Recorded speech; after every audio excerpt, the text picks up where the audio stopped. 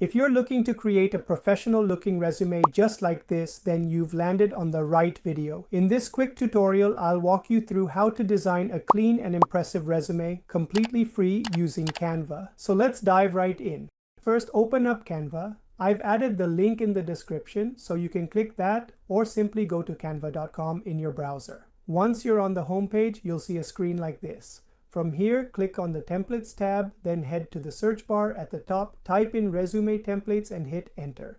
You'll now see a bunch of ready-made resume designs to choose from. If you look closely, there's a style option on the top left. When you click that, you'll get different categories like modern, minimalist, and simple. Please note that we are using Canva's free version, so any design that has a pro or crown icon on it is part of the paid plan. Just skip those and pick one without the icon. I'm choosing this template because it also includes a photo section which adds a nice personal touch. After you click on it, a pop-up will appear. Just hit Customize this template and it'll open in a new tab. Now that the template is open, you can use the zoom slider below to get a better view of your resume. Let's start by changing the profile photo. Click on the existing image, then click the small icon that pops up. It will ask whether you want to delete the image or the frame. We only want to delete the image, so choose that.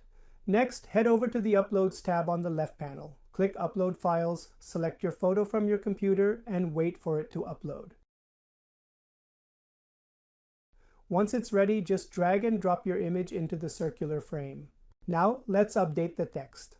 Click on the Name field, double-click to select the text, and type in your own name. Do the same for the job title.